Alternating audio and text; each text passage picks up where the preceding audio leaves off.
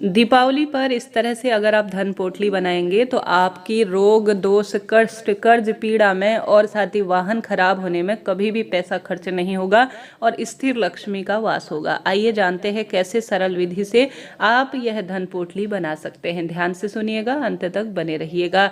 सबसे पहले मैं माँ भगवती महादेव से प्रार्थना करती हूँ कि इस दिवाली आपके जीवन में खूब सारी खुशियाँ आए।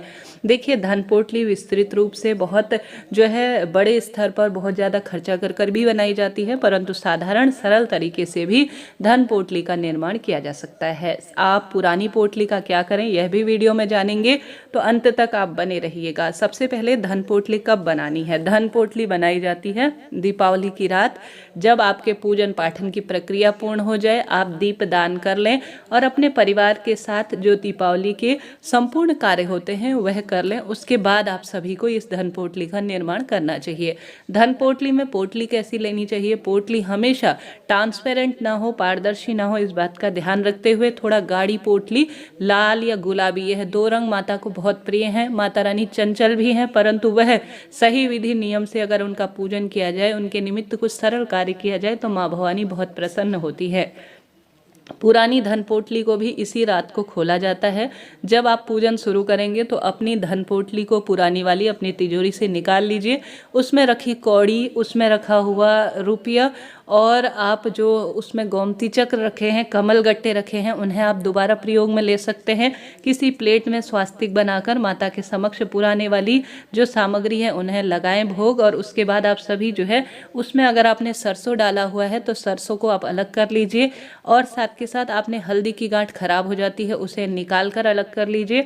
और उसमें जो आपने धन रखा हुआ है अब आप उसे प्रयोग में ले सकते हैं, कोई दिक्कत की बात नहीं है।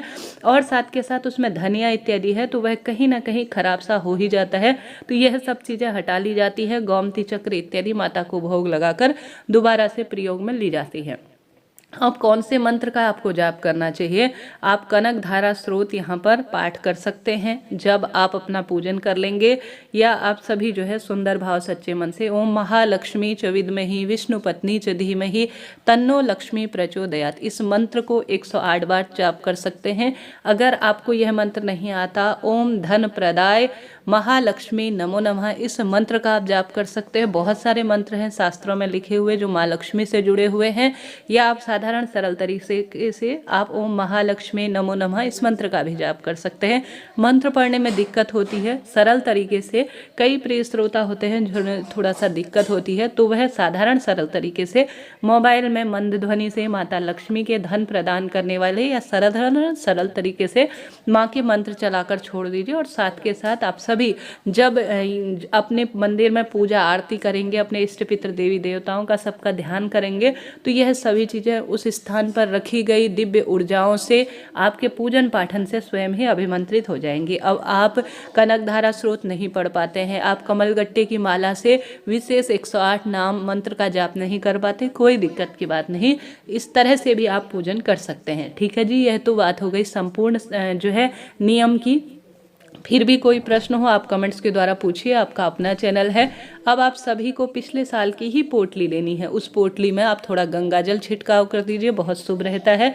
अब इस पोटली में ओम महालक्ष्मी नमो नमः कहते हुए जब आपका पूजन का कार्य हो जाए तो आपने जो चढ़ाई हुई पूजा सामग्री है उसी में से लेनी है थोड़ा सा 2-4 गुलाब के या कमल के फूल की जो पंखुड़ी होती है वह लेकर इस पोटली में आपको रखनी है। हल्दी की गांठ आपको रखनी है 2 की संख्या में, ठीक है। और साथ के साथ आपने पीले चावल है तो पीले चावल लीजिए, हल्दी या केसर में करे हुए, नहीं तो माता को आपने जो है विशेष तौर पर सतनाजा में या पंचनाजा में भोग लगाए हैं चावल, वह आप चावल लेकर इस पोटली में रख लीजिए।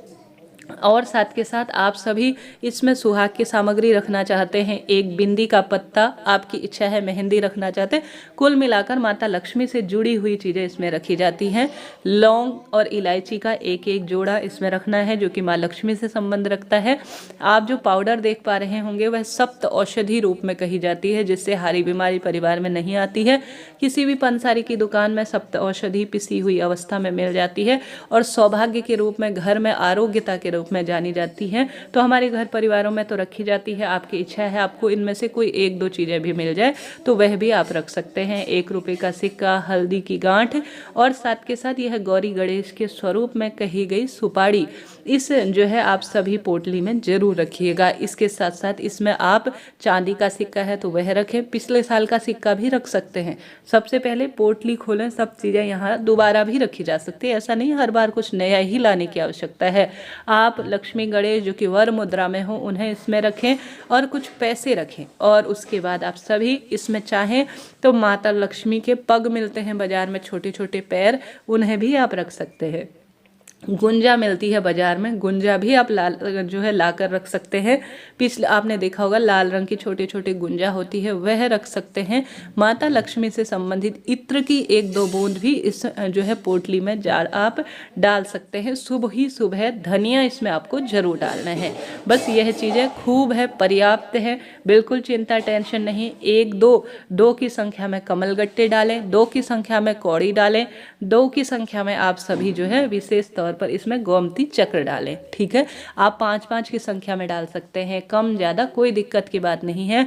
आप माँ लक्ष्मी मेरे घर पर सदा सर्वदा वास करे ऐसी प्रार्थना करते हुए, आपके पास ऐसी पोटली नहीं है कोई चिंता मत करिए, टेंशन की कोई बात नहीं है। आप सभी जो है बाजार में लाल कपड़ा मिल जाता है या आपका रुमाल कोई है तो उसमें भी यह सब चीज़ें रखकर आप सभी इसमें थोड़ा रोली, चंदन मोली, अक्षत समर्पित कर कर पोटली को अभिमंत्रित कर कर माँ के श्री चरणों में रखकर अपनी घर की तिजोरी में, ध्यान रहे अगर किसी कपड़े में बना रहे हैं तो मौली से अच्छी तरह से उसमें गांठ लगा लीजिएगा और इस जो है पोटली को आप ले जाकर अपने घर की तिजोरी पर पहले वाला जो स्वास्तिक है उसे पोंछकर नया स्वास्तिक हल्दी कुमकुम का बनाकर उस स्थान पर अपनी पोटली को रख लीजिए। इस पोटली को साल भर हिलाया डुलाया नहीं जाता, कितनी भी आवश्यकता हो धन को खर्च नहीं करना है। पिछले साल का ही जो धन है जो आपने पिछले साल रखा है उसे काम में लीजिए और नया धन यहाँ पर आप रख लीजिएगा। तो इस तरह से हमारे क्षेत्र में बनाई जाती है परिवार में। आप अपने अनुसार थोड़ा बहुत इसमें चीज़ें और ऐड कर सकते हैं।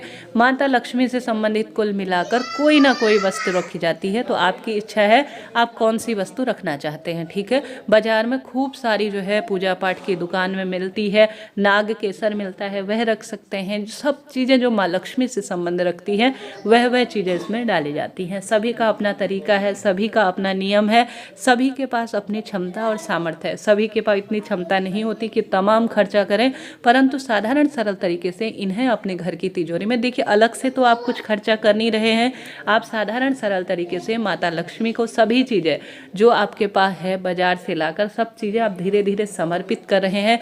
कई भक्तजन इसमें छोटी सी शंख भी जो माँ लक्ष्मी का स्वरूप होती है वह भी रखते हैं, मोर पंख भी रखते हैं। सबकी अपनी क्षमता है, सबका अपना सामर्थ्य है, जैसे मैंने बताया उसी अनुसार आप कार्य करें। सब चीज़ें माता को समर्पित करें, फिर मंत्र जाप करें, फिर रखें। इससे अपार धन में वृद्धि होती है। दुकान व्यापारिक स्थल के लिए भी आप बना सकते हैं, एक अलग से, एक अपने घर के लिए भी बना सकते हैं। कोई प्रश्न हो तो ज़रूर पूछें, मुझे आपके सपोर्ट की आवश्यकता